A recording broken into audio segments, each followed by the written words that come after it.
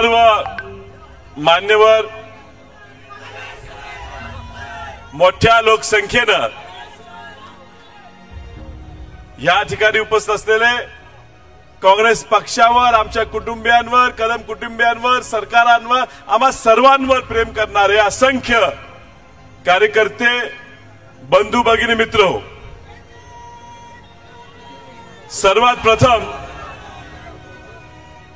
मी आभार मानू इच्छितो मंचावर उपस्थित असलेले माजी मंत्री, माजी आमदार, कवठेमंकाळची आवाज, मराठ्यांची आवाज, शेतकऱ्यांची आवाज, माननीय अजितराव घोरपडे सरकारांचा. आज मोठ्या संख्येनं त्यांना मानणारा वर्ग मिरज, पूर्व, कवठेमंकाळ, तासगाव या परिसरातून आपल्या या अर्ज भरायच्या कार्यक्रमासाठी ते स्वतः घेऊन उपस्थित राहिले. हा लढा काँग्रेस पक्षाचा आहे. बंड जर झालंय, काँग्रेस पक्षाचं बंड आहे, पण या बंडात त्यांनी खूप महत्वाची भूमिका घेतली आणि धाडसानं आज इथं उपस्थित राहून त्यांच्या असलेल्या संघटनेच्या विकास आघाडीच्या माध्यमातून आपल्याला पाठिंबा दिला. मी त्यांचे आभार मानतो. या मंचावर उपस्थित असलेले अनेक इतर पक्षात काम करणारे नगरसेवक, आजी माजी नगरसेवक, जिल्हा परिषद सदस्य, राष्ट्रवादी, भाजप, शिवसेना, इतर पक्षात उपस्थित असून सुद्धा आज अन्याय होत असताना ह्या पोराच्या पाठीशी राहिलं पाहिजे म्हणून ह्या मंचावर उपस्थित असलेले आपल्या सर्वांचे मी मनापासून आभार मानतो.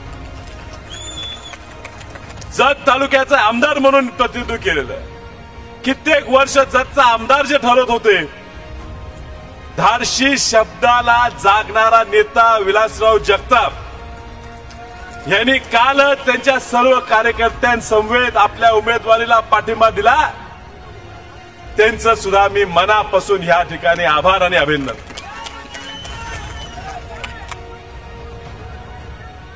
काल परवाच डॉक्टर बाबासाहेब आंबेडकरांची जयंती झाली. त्यांचा जे वारसा चालवतात, ज्यांच्याकडे आपण सर्व पुढे पाहतो, नजरेनं पाहतो की पुढे काहीतरी ह्या देशातल्या सर्व घटकांना एकत्रित करायचं काम करतील, दलित आणि मागासवर्गीय समाजासाठी काम करत असताना मराठा आंदोलनाला सुद्धा पाठिंबा देणाऱ्या, धाडस करणाऱ्या प्रकाश उर्फ बाळासाहेब आंबेडकरांनी सुद्धा वसंतदादांच्या नातवाला मी पाठिंबा देणार आहे जाहीर केलं. त्याबद्दल मी त्यांचे आभार मानतो. राज्यातले बाळासाहेब आपल्या पाठीशी आहेत, पण आज नाव घेता येत नाही, पण जिल्ह्यातले बाळासाहेब ताकदीनं त्यांचे सर्व कार्यकर्ते या ठिकाणी उपस्थित राहून पाठिंबा देत आहेत. मी बाळासाहेबांचे सुद्धा मनापासून आभार मानतो. आपल्या सगळ्यांचे आभार मानतो.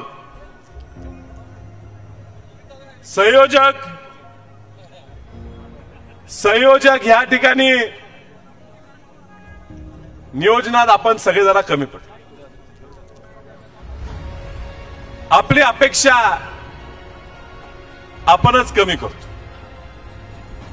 आम्हालाही वाटलं इथून येतील तिथून येतील, जागा खुर्च्या जास्त लावू नका, जागा कुठे हॉल घेऊया, चौकातच घेऊया.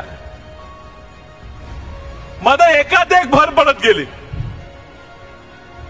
काल मी प्रत्येकाच्या समाधीचं दर्शन घ्यायचं ठरवलं अर्ज भरायच्या आधी. मी अनिल भाऊ बाबरांच्या समाधीला दर्शन घेतलं, हनुमंतराव पाटील साहेबांच्या समाधीचं दर्शन घेतलं, संपतराव नानांच्या समाधीचं दर्शन घेतलं. त्या खानापुरात या सर्वांना मानणारा वर्ग हा एवढ्या मोठ्या संख्येने उपस्थित राहतो. ते त्याच्या मागे कोण आहे एवढं न समजण्यासारखे आम्ही नाही, ताकद त्या सगळ्यांनी आमच्या मागे उभी केलेली.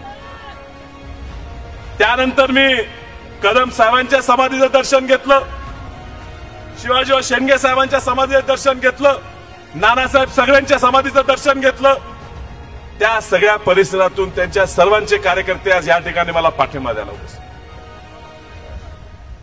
वसंतदादा घर अडचणीत असताना, जेव्हा जेव्हा वसंतदादा घर अडचणीत असेल तेव्हा तेव्हा अंजनी पुत्र आमच्या मागे राहिलेले आहेत.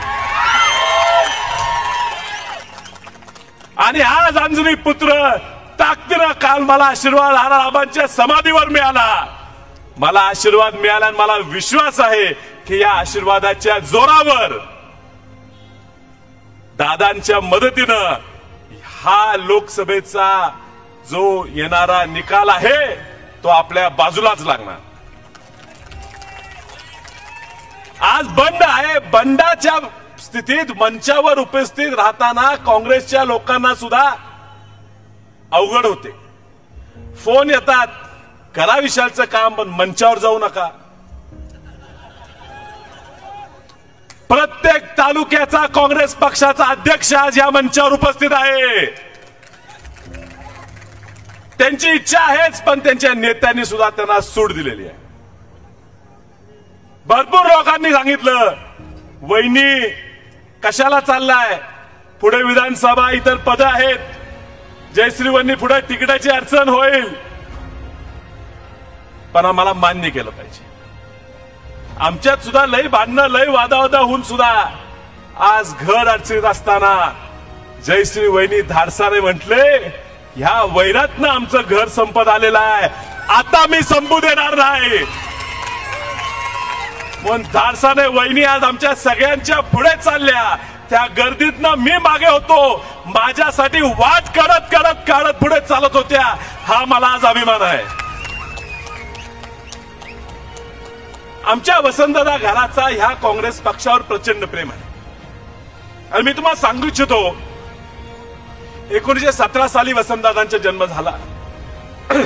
19 साली वसंतदादांचे आई वडील मयत पावले. 2 वर्ष व्हायच्या आधी वसंतदादा अनाथ झाले. लोकांनी साथ दिली, पाहुण्यांनी आधार दिला. तरुणपणात त्यांना काँग्रेस सापडली आणि त्या काँग्रेसनी वसंतदादा घडवले आणि वसंतदादांनी काँग्रेसच्या जोरावर हे स्वातंत्र्य मिळवले. आणि म्हणून काँग्रेसच्या विरोधात जात असताना आमच्या सुद्धा भावना होत नाहीत. मी 1998-99 पासून 25 वर्ष आज काँग्रेस पक्षासाठी काम करतो. 2002 साली मलाही वाटलं ह्या काँग्रेसवर माझं प्रेम आहे. लहानाचं मोठा काँग्रेसमध्ये झालो. माझ्या वडिलाला खासदार म्हणून मी पाहिलेलं आहे. प्रत्येक घरात प्रत्येक पोराला वाटते बापासारखं आपण झालं पाहिजे. मलाही वाटलं त्या घरात जन्माला आलो, माझी काय चूक झाली, माझ्या आजासारखा बापासारखा मला व्हायला पाहिजे असं वाटलं म्हणून माझी काय चूक झाली. मी स्वार्थासाठी लढत नाही. पण 2002 साली मी पहिला म्हटलो मी काम करतोय जिल्हा परिषदेत मला जायला पाहिजे. पक्षाच्या लोकांनी सांगितलं घराने बाजी होईल, तू जरा थांब. मी थांबलो. लोक म्हटली थांब. थांबलो. 2005 साली माझे वडील वारले. मी उभारलो पाहिजे असं मला वाटत होतं. उमेदवारी आमच्या घरात मिळाली, मला मिळाली नाही. तक्रार केली नाही. लोक म्हटले विशाल थांब, कामाला लाग. सगळ्यात पुढे मी पडलो.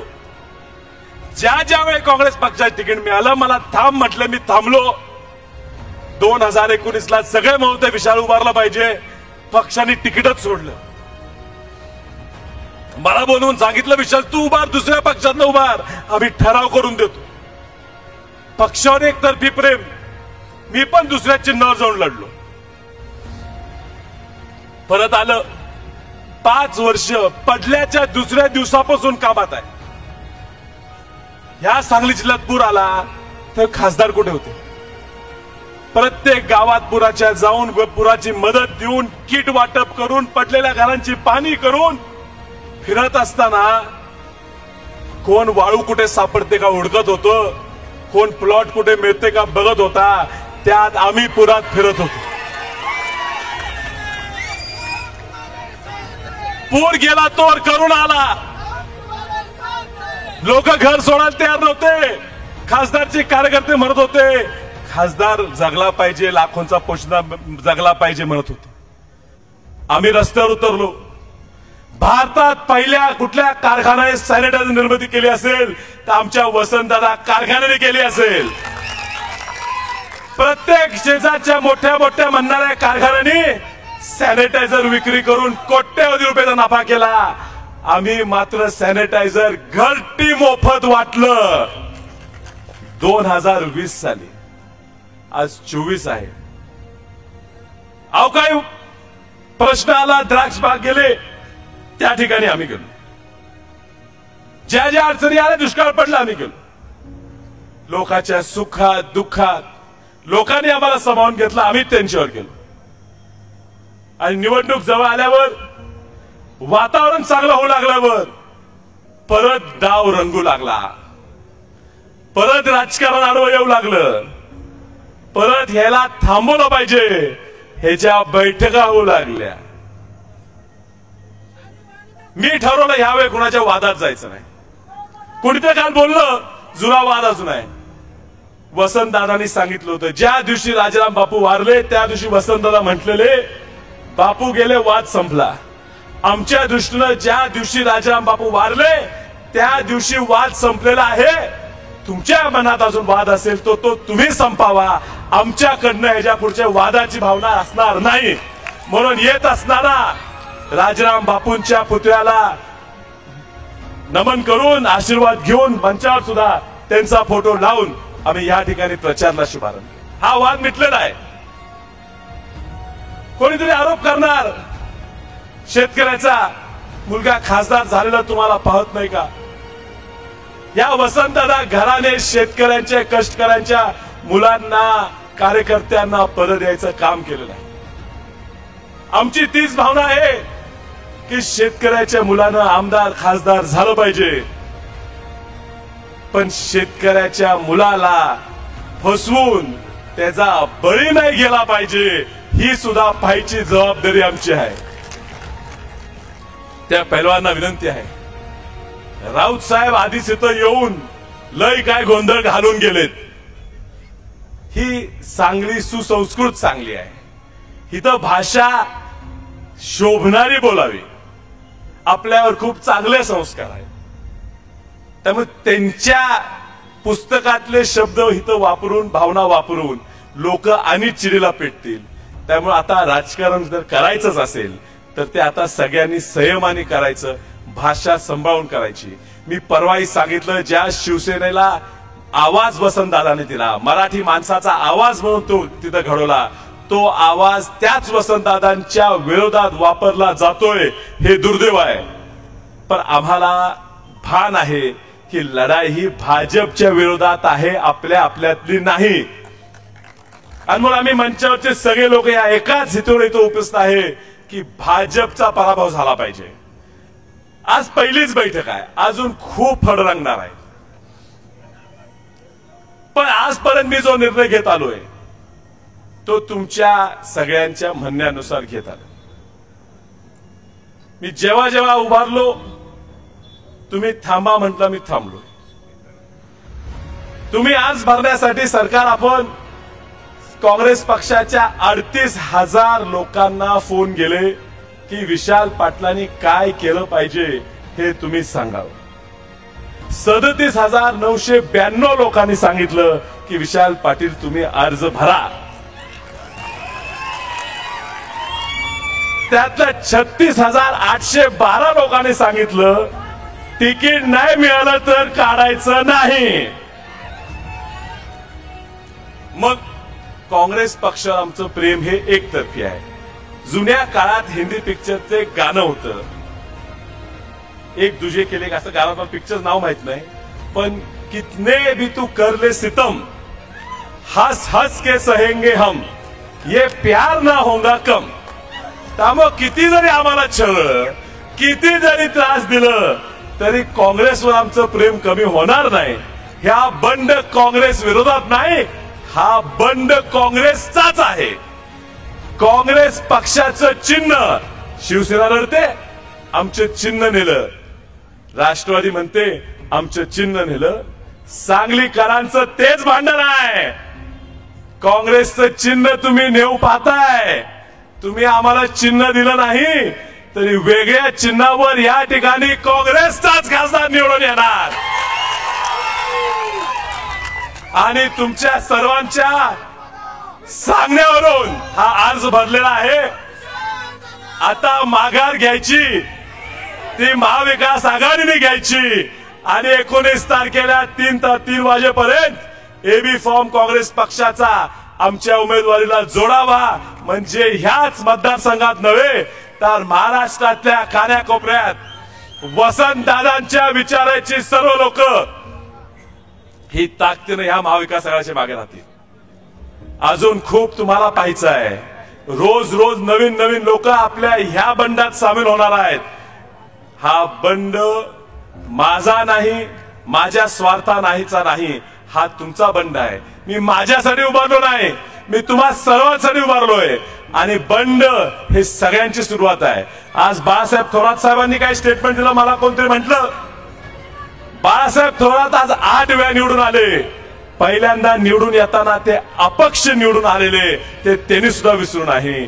मदन भाऊ सुद्धा अपक्ष निवडून आलेले, घोरपडे सरकार सुद्धा त्या ठिकाणी अपक्ष निवडून आलेले. आणि बंड सावित्रीबाई फुलेंनी केला नसता तर महिलांच्या शिक्षणात क्रांती झाली नसती, आणि वसंतदादांनी बंड केला नसता तर आज असे स्वतंत्रपणे आपल्याला कार्यक्रम घेता आले नसते.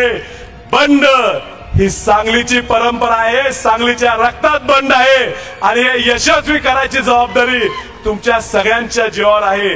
पुन्हा एकदा तुम्हा सर्वांचे आभार मानतो. या कार्यक्रमाचं प्रमुख नियोजन मागे राहून मला ताकदीचा माझा मोठा भाऊ प्रतीक दादा यांचं मी मनापासून आभार मानतो. आपल्या सगळ्यांचे मी आभार मानतो. मिरजेच्या सर्व भाजपसह सर्व नगरसेवकांनी मला पाठिंबा दिला, सगळ्यांनी दिला. आज भावना खूप मनात आल्यामुळे कदाचित कुणाचं नाव राहून गेलं असेल, पण अजूनही खूप काय होणार आहे. अजूनही मला बंडखोर सेनेचा सुद्धा या ठिकाणी पाठिंबा मिळालाय. असे खूप मोठ्या मोठ्या लोकांचे पाठिंबा मिळत जाणार. मी सगळ्यांना विनंती करतो, जयश्री वहिनी आमच्या घराची भूमिका आता मांडणार आहेत. 2 मिनिटं सगळ्यांनी शांतपणे ते ऐकून घ्यावे. त्यानंतर आज अध्यक्षीय भाषण माजी मंत्री आणि आपल्या सर्वांचे नेते घोरपडे सरकार जे धाडसाने या ठिकाणी आले ते मानणार आहेत. या सगळ्यांचं ऐकल्याशिवाय तुम्ही उठून विनंती करतो आणि आपल्या सर्वांची रजा घेतो. आपण आराच यावे. तुमचे आभार मानतो.